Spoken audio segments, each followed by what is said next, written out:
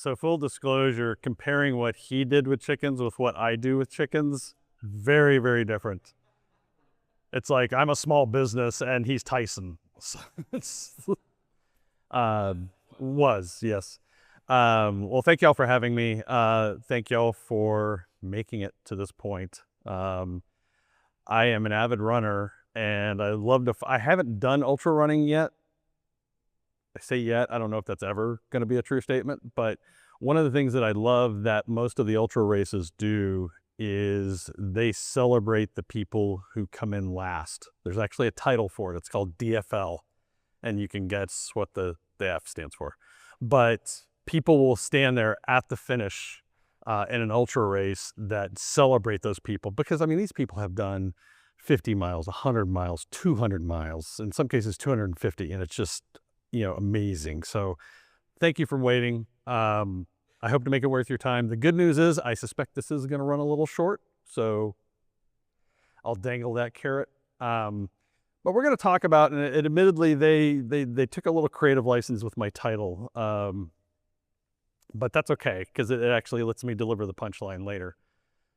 But just by way of a little bit of background, yes, that is my horse. Her name is Freckles.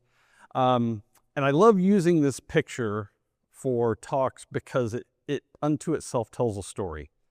Of course, you see me laying there next to my horse while she's grazing grass. We're actually at a friend's property. And what you don't see in the picture is, so we did it as kind of a play date. So there's like 4 horses in the pasture, but there's also like 30 cows. And my horse had never been exposed to cattle before. So part of this, before you see this luxurious picture, was a lot of work to make sure, in a big picture perspective, that she's okay with everything that's going on, because I'm not sitting down on that ground until she's cool. And maybe more importantly, the cows are cool. Cows couldn't care less. And I think that's a great metaphor for identity that we have, where more often than not, we stare at that very small rectangle, although it's not quite a rectangle in this photo, and our leadership stares at that rectangle and they don't look at the bigger picture. And part of this talk is kind of riffing on that theme a little bit. So as mentioned, I do lead the identity program at Dick's Sporting Goods today. I'm also in my 11th year as a member of the adjunct faculty at the University of North Carolina at Charlotte. I am also a former chair and now emeritus member of the board of directors at ID Pro, an organization whose mission is to advance the profession of digital identity. And because apparently I also have more spare time on my hands, I'm also an election precinct judge. Thankfully, not having to work this November. So, before we dive into this, we'll do a little history trivia. Can you name the major legislative event in the United States that's largely given credit for the birth of identity and access management as a security domain or discipline? Anybody want to take a stab at it?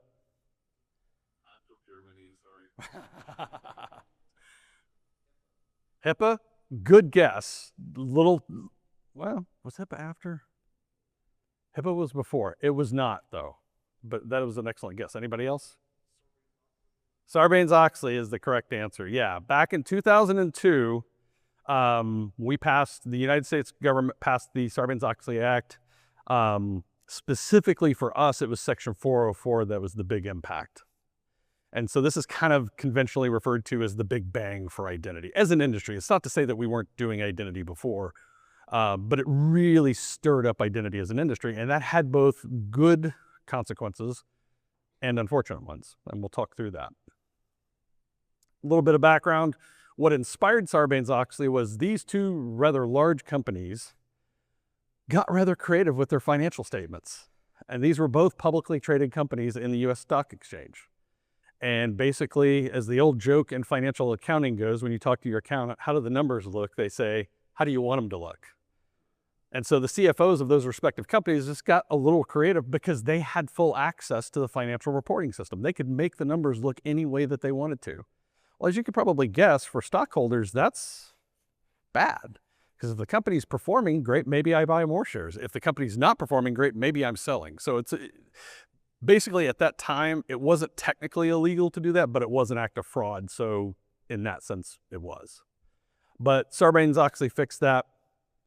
they basically said, you have to prove who has access to your financial reporting systems. And a lot of y'all probably are familiar with that now, because if you're a publicly traded company, you have to go through those audits at least twice a year.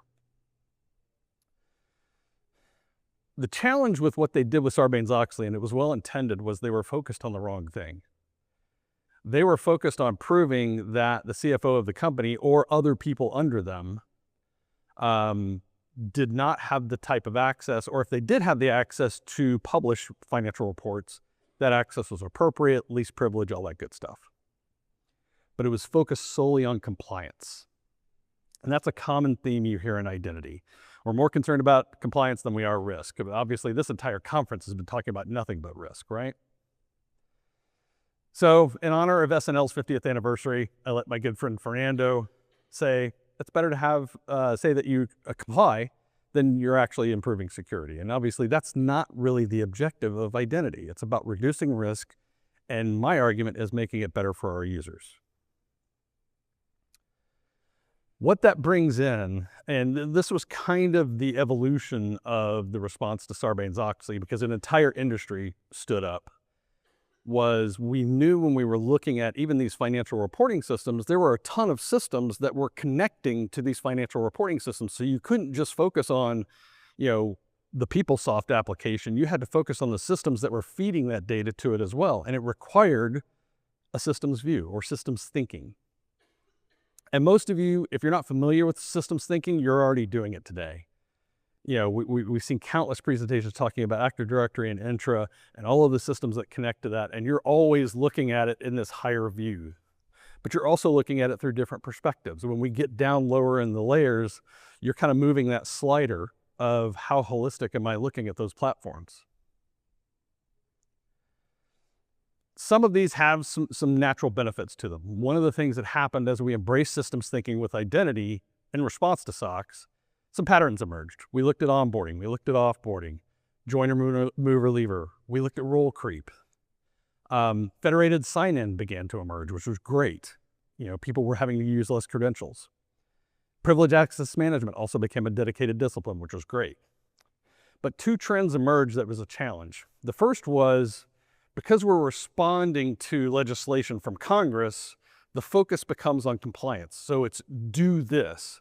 Not, as Jen was talking about in the session last night, it's not focusing on identity as a security problem, it's focusing on identity as a compliance problem. Did we check this box?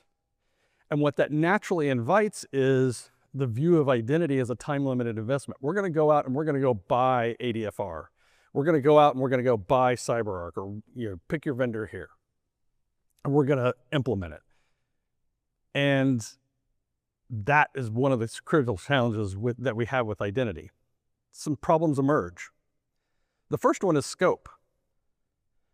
When my boss came to me almost 2 decades ago and said, hey, I heard identity is a thing, let's go do that, which was great because it was not from a compliance perspective. My company at the time was not publicly traded in the US. But I was like, do you know what that means? Because I'll be honest, I didn't entirely know what that meant at the time. And he's like, no, I've just been told, he was the CIO of the company, that it's something we should do. I'm like, okay. But you wind up with a limited scope because of that. And of course, I asked him when he told me to do that, it's like, well, am I going to have money to do this?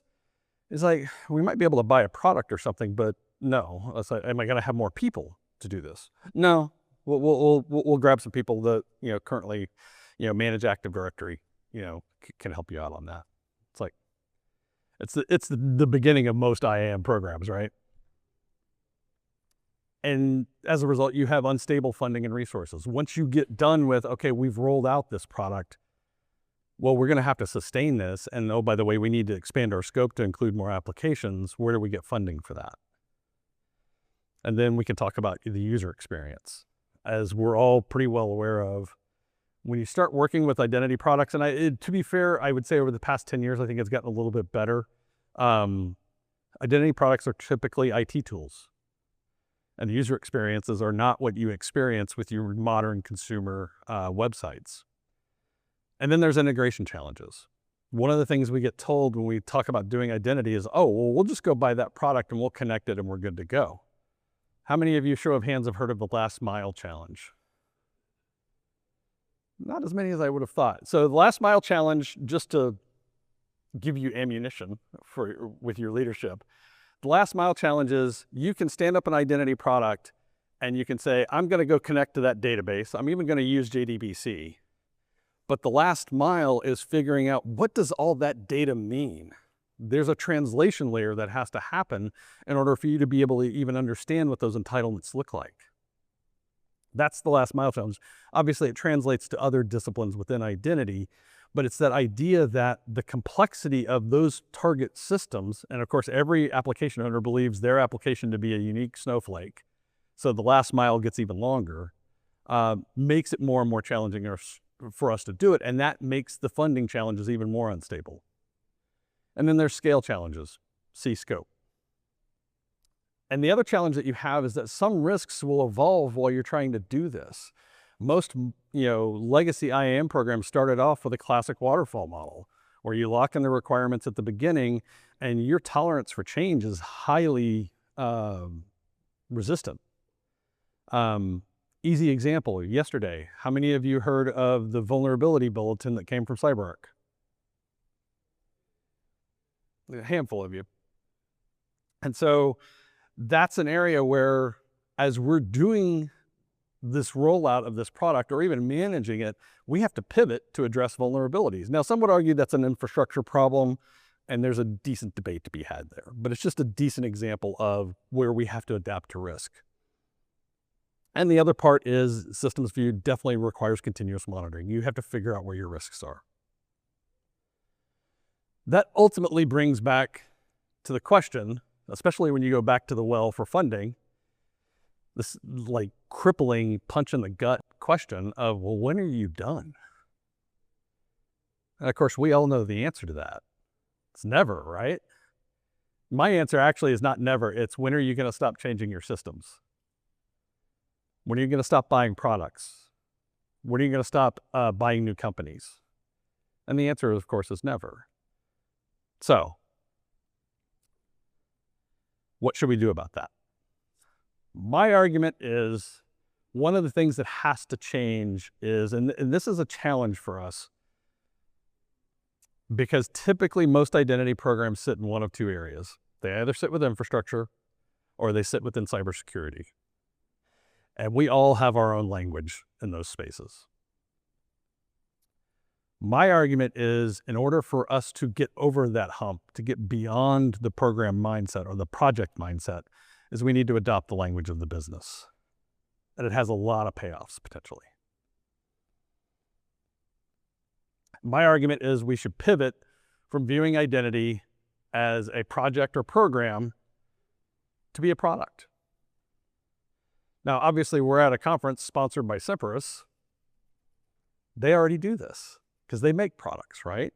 So it's not like this is uncharted territory. There's some natural advantages to this. The first one is you get this concept of continuous improvement. Instead of the idea of, we're going to take a set of requirements, we're going to roll this project out, and then boom, we're done, which everybody knows we're not. You get to ask that question, what's next? What's in the next release of this? I would argue you also get enhanced security because we're making continuous changes through the product cycle. You get an improved user experience.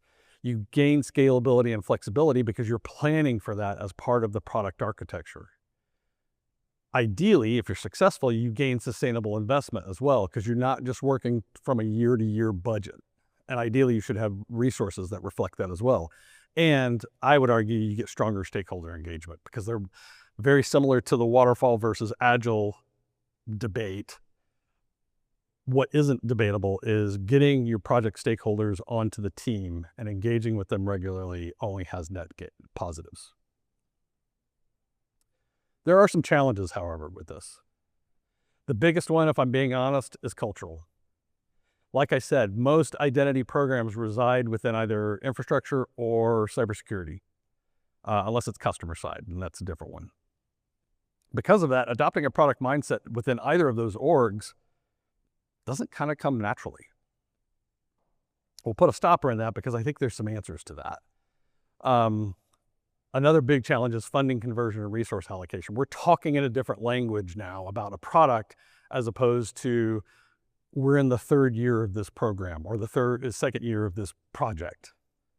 And resource allocations, figuring out how you're going to allocate your teammates to support the product, and also what does the operational model look like, because that does change a little bit. Your governance models may change some because you're measuring success differently. It's not just, did we get to all of the milestones at the end of our product or project, but what measurements are we now going to use to say that we're being successful? I think that's a great opportunity there. Now, before we go any further, I do have a disclaimer. I have not now, nor have I ever been, a product manager. But there's a funny thing about working in identity. Most of us didn't start there either. How many of you started your career saying, I want to be a digital identity professional? Yeah, nobody. So I took my resume and just dropped it into a word cloud engine. And yes, Lotus Notes is on there, don't judge. But you get the sense of where some of those words are kind of clustering over the course of my experience. And what you kind of find is, if you look at what product managers do and how you go about managing product, there's some common threads you can pull out of that. And the one that I will argue the most, and I'd be curious to see if I get some nods with this, is the most common thread with what I've done over the course of my career is what I call herding cats. You're running around the enterprise trying to get somebody to do something, trying to patch something, try to complete a certification, trying to get, hunting down a vendor to get an SSO connection complete. And so within that, I had a little fun. Of course, it's 2025, so you have to have an AI slide. And I was pleasantly surprised how this slide turned out. So I obviously gave it a prompt. I said, I want a picture of a person trying to herd cats. And this was the exact order in which I got the photos. And you look at the first one, and you see the guy kind of going, and this is what we know about cats, right? Hey guys, come on, let's go. And the cats were like, yeah, whatever, dude. And then the middle one, I don't know where the ping pong paddle came from or if that's a bug zapper, but chaos is ensuing. So that's the middle of the cultural change. And then the final photo, you see like this Zen-like presentation happening where this woman is clearly a master of product management. And these cats are like, yeah, let's go. That's what you want to aim for, right? Here's the piece that I think we have to add to the puzzle. And some people will look at this and maybe make the argument that it's paradoxical, but I'll get to that, I promise. It's adding design thinking to the mix, which is something that we don't typically do in identity. This is usually what you find in other areas of the business. And there are some critical principles to design thinking. The first one is, instead of system thinking, we are now user-centric. We're focusing on the needs and experiences and feedback of the users throughout the process. It's highly collaborative. I think we actually have that in common. It is also highly iterative. And it is also experimental, which usually in our world, that doesn't go well. So we have to balance that a little bit. Now I know what you're thinking. Design thinking, systems thinking, it feels like there's some tension there. And there is, I won't lie. But I think there's two views of this that I think work. The complementary part, I think both of them have the capability of being holistic in their understanding of what we're trying to do. You can zoom in and out. I think having empathy for both our major stakeholders and our users is a win-win. Now, there are going to become times where those two could go in tension, so you have to acknowledge that. I also think it adds a layer of fun because we're tackling problems in a different way. And I think it improves our adaptability. Now, where it is a little divergent, you're sliding that slider on your focus and your scope, and that's going to be where you have to get agreement on what you're doing. Problem definition will change. The function of, or rather non-functional requirements will differ greatly between systems thinking views and design thinking views. That's okay. We can account for those. The approach to solutions are also very different. Typically, when you're adopting a systems thinking view, and you guys all know this with Active Directory, we touch everything. So you have to think about, what am I breaking? How many of you conduct screen tests on a regular basis? You know? And so that piece is so complex compared to what typically design thinking will tell you it does. And I would argue that the tension isn't as manifest as you would think. There is a huge difference in the measurement of success. Most design thinking occurs within the product mindset. We're at release 16.123. This is what's out. For us, we're at the end of this project. Here's what we delivered. Now, the other feature, and I put it in the divergent section, but I actually think it's a feature of it, and that is the concept of interdisciplinary collaboration. This is where we finally get out of the cybersecurity bubble or the infrastructure bubble, and we get inside the business. By using their language, I call it out as a tension here because it's hard to achieve initially, but by using their language, ultimately, we're going to be a lot more successful in our initiatives. All right, so how do we get there? The good news is the business already sort of does this. Like at Dick's Sporting Goods, we have a separate group. I have a consultative relationship with them, or it's our secure athlete team. They manage our product from a customer perspective. We call our customers athletes. I do think, however, this could unify IAM. If we're both adopting a product mindset, there could be an opportunity to merge those groups potentially. That also solves some of your funding and resource challenges. And as I've said, we have vendors in the IAM space aplenty that can help us realize some of this. There are a couple of caveats though. I've talked about this before. There's a major cultural shift in doing this. You have to get key leadership buy-in. This is not something where I can just say, hey, I lead the IAM program, I'm going to make it a product. Yeah, that's going to fail. But we know that with identity challenges anyway. If you don't get senior leadership buy-in when you're trying to implement privileged access management, are you going to succeed? No. The transition will be messy. And that's part where you have to set expectations and say, look, we're going to stumble, we're going to trip, but at the end of it, we'll eventually get it right. One critical piece is the methods of measuring progress, and I'm going to talk a little bit more about that in a second. The realignment of resources could be disruptive because, again, you're probably going to be separating your engineering functions from your operations. And that's okay, but you have to plan for it. Timing, obviously, you have to align it with budget cycles. If you're trying to do this right after the beginning of the fiscal year started, that's probably not the best time to start that conversation. Or maybe you are for the purposes of doing it next year. And the other thing that I will emphasize is architecture is absolutely an essential partner in this. When you're embracing system and design thinking, you have to make sure that you're in alignment with, if you don't have an enterprise architecture program, that's okay. Hopefully you have still people doing architecture there and they can help you connect the dots. So how do we do this? Well, the path is going to vary. I won't lie. A lot of it's going to depend upon the size and capabilities of your business. But you start off with small chunks of trying to get tighter alignment with your business, learning and speaking their language and their taxonomies. If you have a CIAM program, take advantage of it. Partner with them so that they can be a partner with you on that journey. I'll also say, even outside of CIAM, if your company has product managers, work with them. Gain one as a mentor that can kind of walk you through that process. They can tell you where they've stumbled, where they've tripped, that maybe help save you a little bit of time. And also they're kind of allies on the journey. The key thing with the measurement part, and I come back to this because, we go back to that question, when are you done? One of the things I always ask my boss is, what does success look like in that regard? And when you're talking KPIs, it's a little bit of a different world. But that's not a bad thing. Because then you can start breaking out the conversations a little bit more into some, what I will call more nuanced detail. We can talk about things like offensive and defensive features in the product that we're developing. And sometimes defensive is nothing more than doing a patch. And that's okay.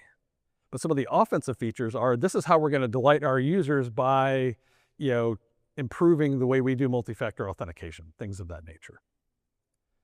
OKRs, I'd throw out there. If you're not familiar with them, don't worry about it.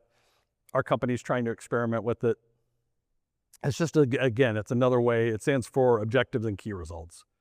And it's just another way of saying, are we hitting the target of what our goal is?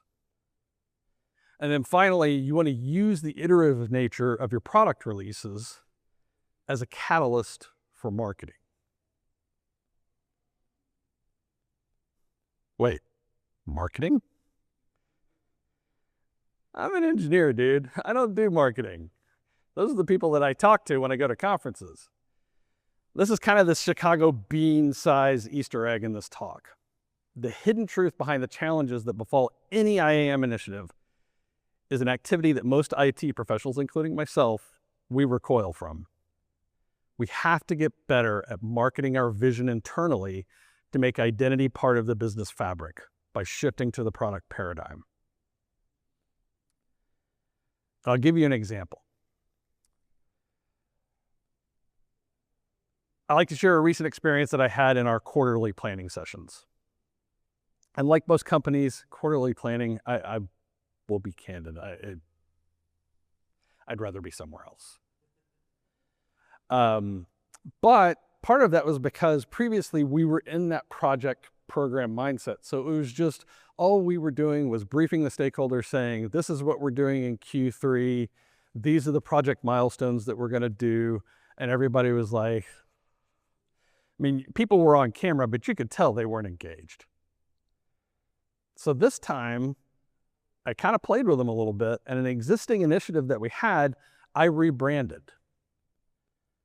And I reframed it as a product. And I said, in this release of the product, we're going to do X, Y, and Z. Now, I'm not going to tell you a snake oil story of this was magical and all of a sudden they were buying into it, but I got their attention. They started looking up at their cameras and actively listening to what I was talking about. And that's the opportunity that we have by talking about a product mindset versus project. Because once you adopt the product mindset, ideally what happens is the company begins to view this as part of the intrinsic fabric of the business, as opposed to, here comes the security guys, they're going to make me do something. So it's a start. But like I said in the middle of the talk, this is the beginning of the journey for me as well. But I'm committed to the vision because I think it works. A final thought. As you can probably guess, I don't have this all figured out. I'm still working on the larger framework. I have to figure out how to make it work within my company. And that's one of the big challenges with taking this concept is if you're wanting to embrace it, you would have to figure out how you're going to make it work within your company. That's okay. That's part of what makes this exciting. I remember a talk at Identiverse, or the Cloud Identity Summit several years ago, where Kelly Grizzle did an identity choose your own adventure. And it was a great interactive talk where the audience would literally take you through different points of the slide deck based on the choices that you made.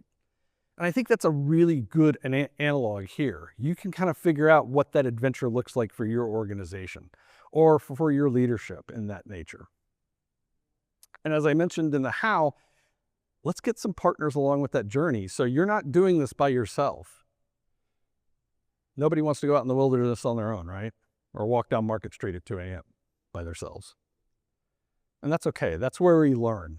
And that's why I'm so excited about doing this, because there's an air of mystery. Mystery might be the wrong word, but it's an opportunity to kind of figure out, can we do this better? Can we do this different? Can we tackle these basic problems in a way that maybe we didn't do before, maybe makes us more successful? Or if anything, it just changes it up so it's a little more refreshing. So at the end, what I really want to know is, what do you think?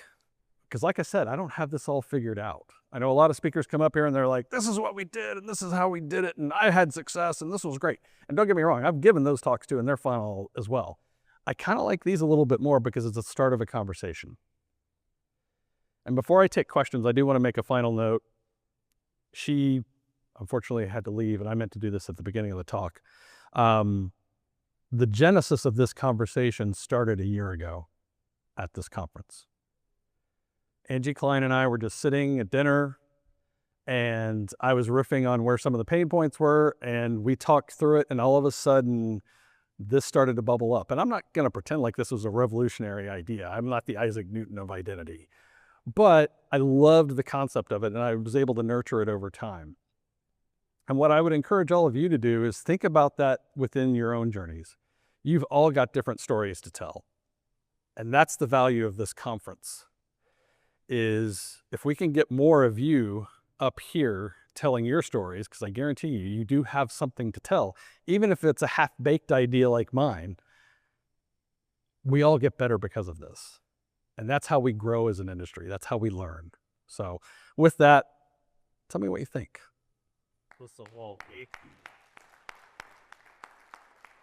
And as I promised, we're 15 minutes. Yes. One comment and one question. If you want to see how others did it from a product perspective, like year and change ago at Identityverse, Netflix had a case study how they rolled out passkeys to their users, and they got congratulatory emails from information workers. Cybersecurity and identity people got thank you emails. Okay. It blew my mind. You can look it up on one of Identityverse talks. Sarah Handler at Netflix was delivering it like a year and change ago. Right. And the question is, because I have a same struggle with you. I used to run a product, and then just turns out Jira is not for me. But doing real KRs, real OKRs in a cybersecurity product or a program, how do you do it not to just have a number that shows you are busy, and instead of just having a real impact? Because KPIs show that you are busy. OKRs, it means that you had some kind of impact. So that could be a talk unto itself, if I'm being honest, but I'll give you my short take on it. I've done my best to push back with my leadership that as the company attempts to embrace OKRs, my area should be one of the absolute last areas to embrace it, because the whole value of OKRs is I create my objectives with the business in mind in terms of what they're looking to achieve, so that there's alignment of those objectives.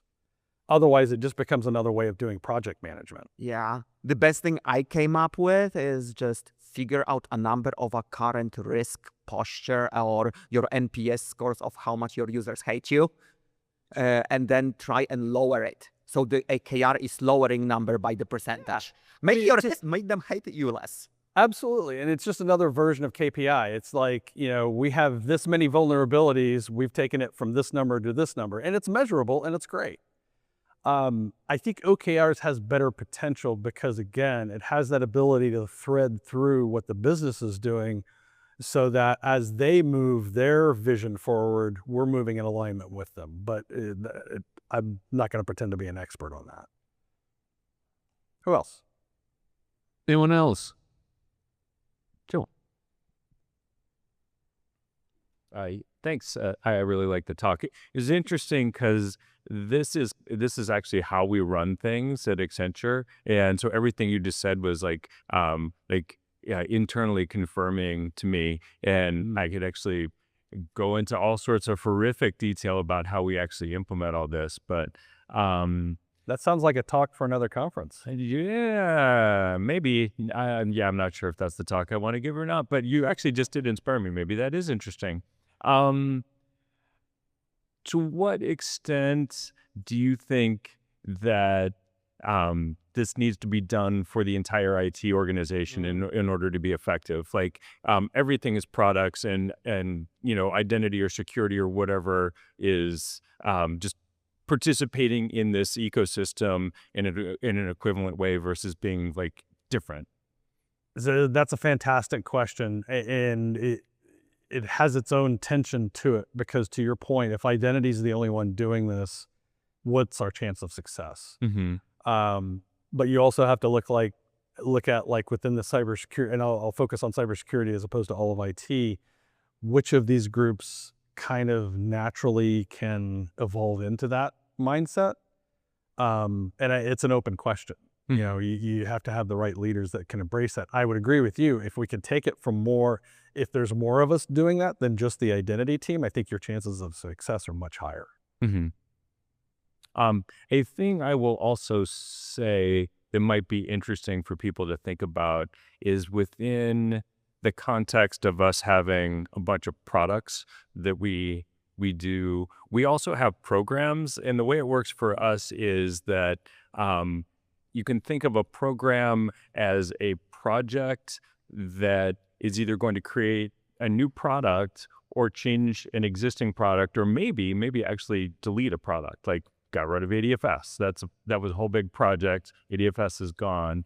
And then a big aspect of that is when you have a project to create a new product, there's a calculation like, and what's it going to take to run that? And are we willing to actually pay for that? Like not just to have a project to buy something and put it together, but commit to actually having the funding. Because if we're not going to do that, if it's not going to be funded next year to keep it going, then maybe we shouldn't do this at all. But it's how we actually think about stuff. The other thing is that when we get money to do projects, and there's a lot of jockeying for prioritization and whatnot, we try to be real careful about making sure that we're going to be able to actually carry through on these things. But we leave some room within the product itself to make incremental improvements. There's like one of the things that we do with our OKRs is like, you got to keep automating, and they do stuff to us like, we want you to reduce your operations budget by 10% every year, which is freaking hard, right? Super, super difficult to do. But yeah, I mean, there's like a little bit of how we actually do it internally, and doing OKRs and all that stuff, and actually combining like products with projects to make it work. So anyway, I thought I'd share a little. I really appreciate that point, because I think one of the things that maybe I did not succeed in explaining is it's not either or. To your point, there's absolutely a role for projects within your enterprise, particularly in concepts like retiring technical debt. Like we're currently trying to get off of vCenter.